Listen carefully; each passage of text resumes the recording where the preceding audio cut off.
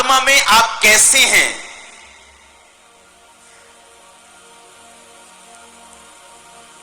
मान लीजिए आपकी आंखों में दिक्कत है, आपकी आंखें खराब हैं, थोड़ा कम दिखता है, अब कुछ भी है, या ब्लाइंड है कोई।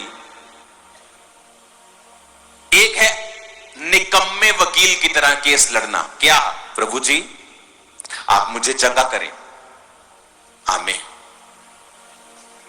ये भी अच्छी चीज है, लेकिन ये एक निकम्मी केस को लड़ने को दर्शाता है।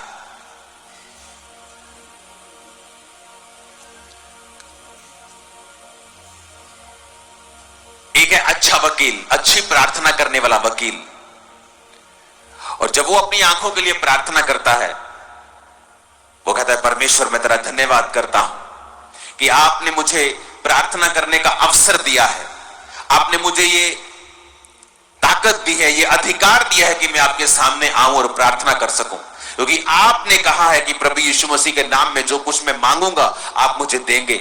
मेरे पिता आप किसी का पक्षपात नहीं करते, वचन में लिखा है।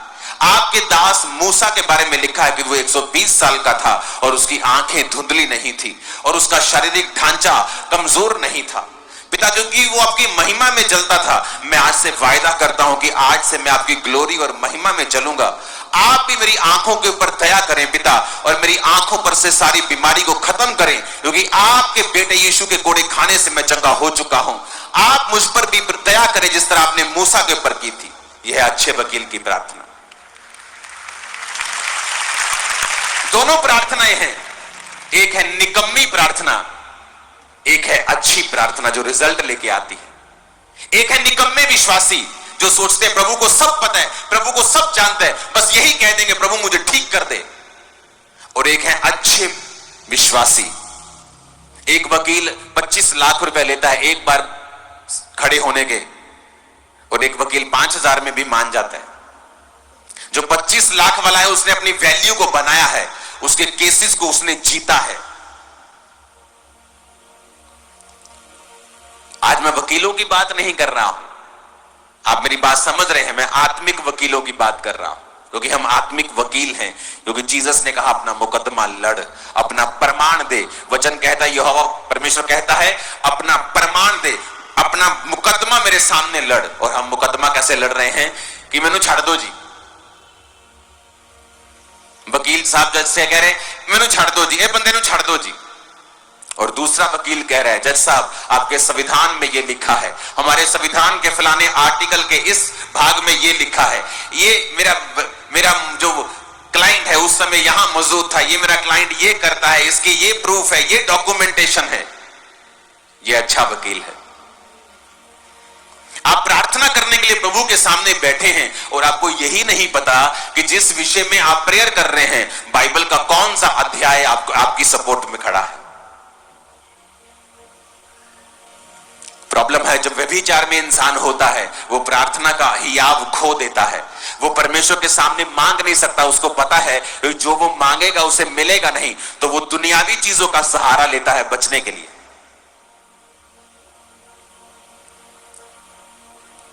क्योंकि वचन कहता है यूहन्ना की पत्री में कि जब तुम्हें ये हियाव होता है कि तुम परमेश्वर के साथ सही हो और तुमने सही जीवन जिया है, फिर तुम जो कुछ परमेश्वर से मांगते हो परमेश्वर तुम्हें देता है।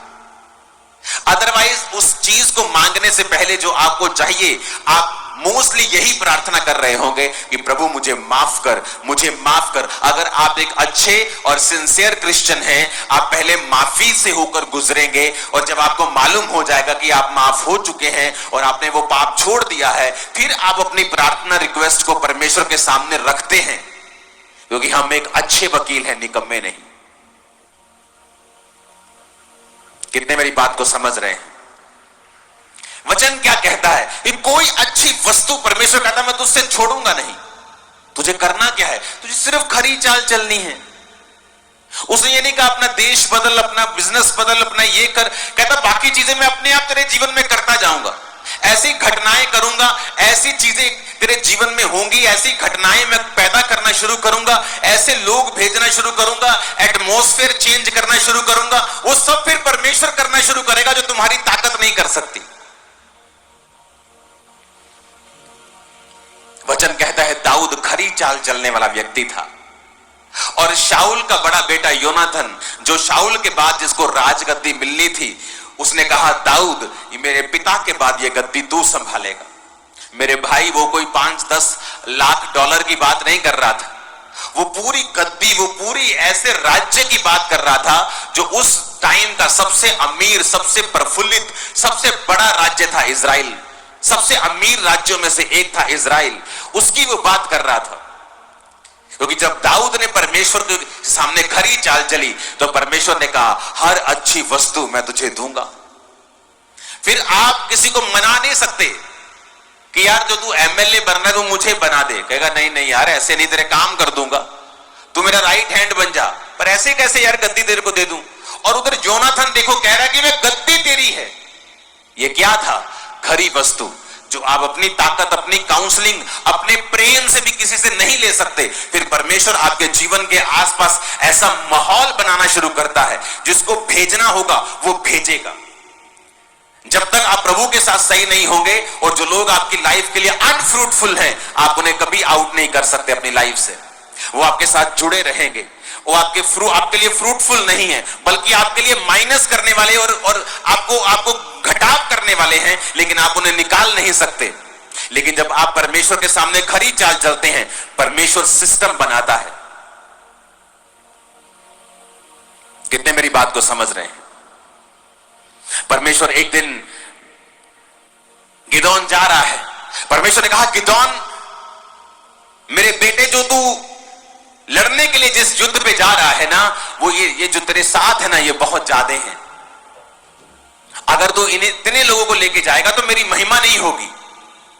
सब कहेंगे हम अपनी ताकत से, अपनी गिनती से जीत गए हैं, इनमें से थोड़ों को लेके जा। तो उसने कहा परमेश्वर अगर मैं ऐसे चुनूंगा, चल भाई तू चल, तू रहने दे, तू चल, तू रहने दे, तो लोग कहेंगे गिदोन जो है ये पार्शियल है, ये पक्षपात करता है, कलीसिया में पक्षपात करता है, इसे ले लिया, उसे छोड़ दिया, इसे ले लिया।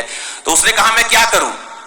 परमेश्वर ने कहा ऐसा कर, सबको बोल पानी पी, और जो कुत्ते की तरह घुटने टेक कर नहीं, कुत्ते की तरह अलर्ट होकर चपड़ चपड़ करके पानी पिए, उनको रख लेना। और जो आराम से गाय की तरह पानी में मुंह देके लम्बे पे आके पानी पिए, रिलैक्स होके, उन्हें छोड़ देना। और जब उन्होंने कुत्ते की तरह चपड़ चपड़ करके पानी पिया, भाई सब हजारों से 100 में आ गए, 100 सैकड़ों में, और उनको चुन लिया गया।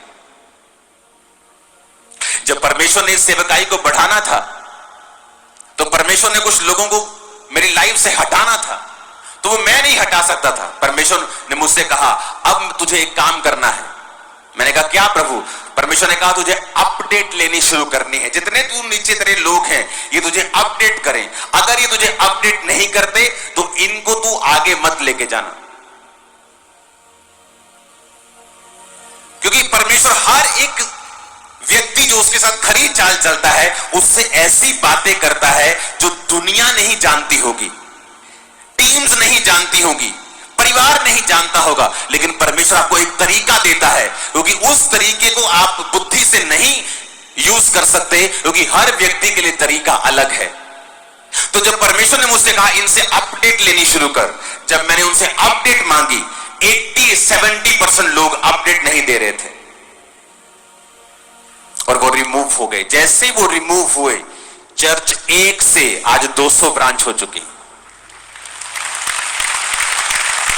मैं आपको बता रहा हूं, आप नहीं कर सकते कुछ चीजें, तो क्या करता है? आपको खरी चाल चलनी पड़ती है।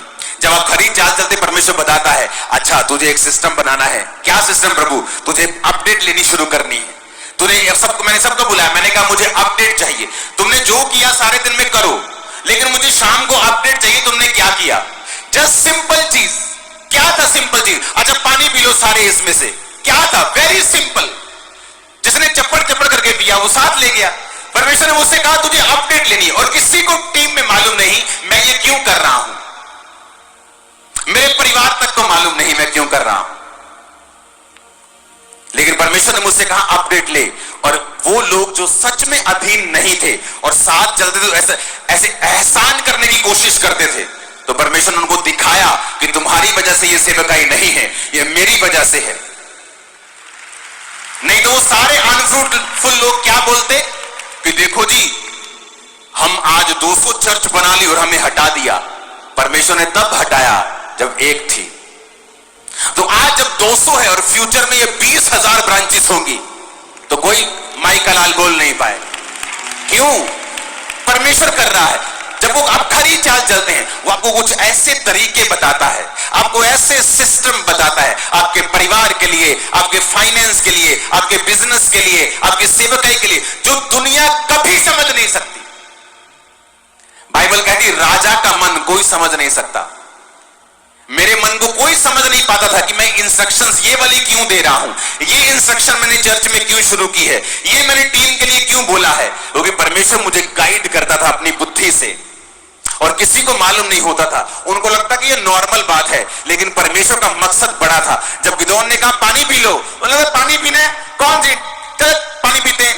कोई पानी पी रहा है, बुक मार के गपड़ गपड़ गपड़ गपड़ लम्बे पे आगे पानी पी रहा है, और कोई चप्पड़ चप्पड़ करके पी रहा है। परमेश्वर ने कहा जो चप्पड़ चप्पड़ करके कुत्ते की तरह पी रहे हैं, ये अलर्ट है, इनको उठा ले।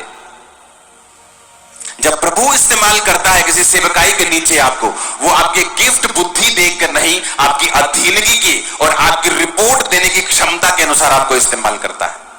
आप मोस्टली बाइबल में देख लो, जिन्होंने परमेश्वर का दुगना मसा अपने दासों से पाया है, मोस्टली वो लोग सबसे ज्यादा बुद्धिमान नहीं होंगे। गेहजी सबसे ज्यादा बुद्धिमान था।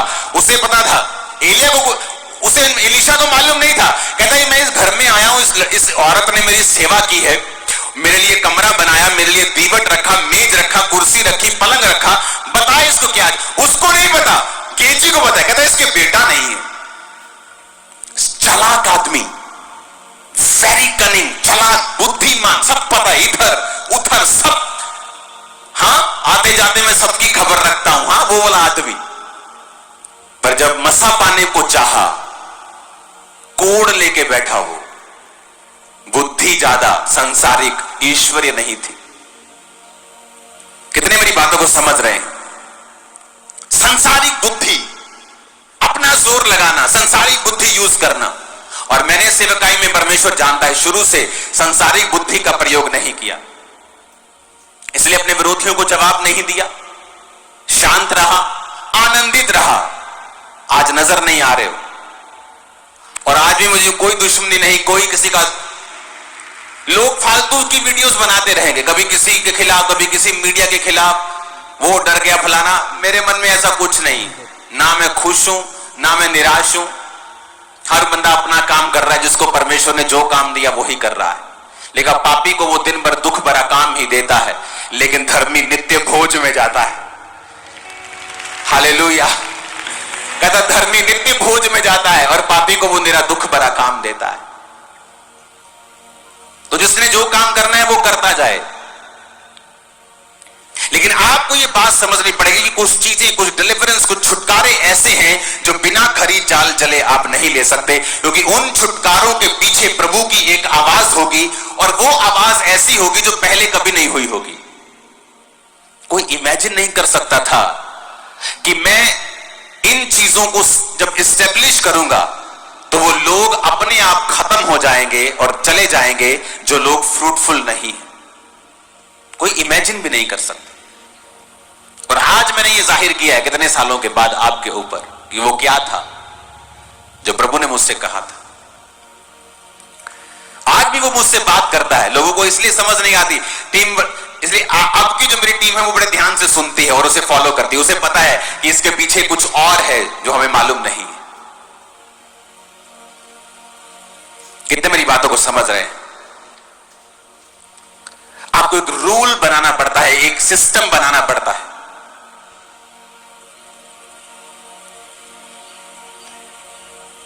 कितने मेरी बातों को समझ रहे हैं? उसने कहा कोई खरी वस्तु तुझसे रख नहीं छोड़ूंगा, अच्छी वस्तुएं तुम्हें दूंगा, गुड थिंग्स। अपनी चाल को खड़ा कर ले। इमेजिन करो, आप यहां से सोचते हुए जा रहे हैं कि प्रभु तूने कहा अगर मैं अपनी चाल को सही कर लूं तो कोई अच्छी वस्तु तो नहीं रखेगा ऐसी जो मेरे पास ना हो। इतना कमाल का वर्ड कि कोई भी, उसने ये नहीं कहा बहुत तेरी अच्छी वस्तुएं मैं तुम्हें दूंगा, कहता नो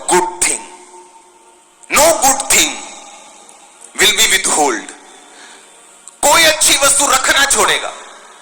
कोई अच्छी वस्तु, तुम्हारी फैमिली, सेहत भी अच्छी वस्तु में आती है, फाइनेंशियल ब्लेसिंग अच्छी वस्तु में आती है, परिवार अच्छी वस्तु में आता है, मन की शांति अच्छी वस्तु में आती है, अच्छा नाम अच्छी वस्तु में आता है। कहता कोई अच्छी वस्तु मैं तुमसे रख नहीं छोड़ूंगा। कितना आसान है लेना। कहता बस खरी चाल चलनी है, without spot, without blemish, perfectly, sincerely कहता चलना है। आप एक यूथ है और यहां बैठे हैं, आपको एक लड़की का मैसेज आता है, अगर आप सिंसियर हैं, आपको पता है कि एंड क्या है, नथिंग, सो बेटर कि मैं खत्म करूं। अगर आप सिंसियर हैं, अगर आप अनसिंसियर हैं, आप चैटिंग करते जाएंगे और चैटिंग कब आपकी प्यार में बदल जाएगी आपको मालूम नहीं होगा। आप सिंसियर होंगे तो आप कितने मेरी बातों को समझ रहे हैं। इसलिए कहता है who walk sincerely without blemish, without spot, perfectly, complete, full, sincerely, undefiled, tamim, whole, पूरा, आधा नहीं, पूरी तरह से परमेश्वर के साथ चलना। कहता मैं तुम्हारे जीवन में कोई भी अच्छी वस्तु रख नहीं छोड़ूंगा, सारी तुझे दूंगा, सारी सारी सारी सारी सारी सारी सारी वस्तुएं, सारी वस्तुएं, सारी वस्तुएं तुम्हें देगा। अगर ये वचन समझ आ गया ना, आज जिंदगी बदल जाए। तो इसका मतलब मैं अपनी लाइफ की फुल कंसंट्रेशन इस चीज पर रखूं कि मैं अपनी जिंदगी में विदाउट स्पॉट चलता रहूं।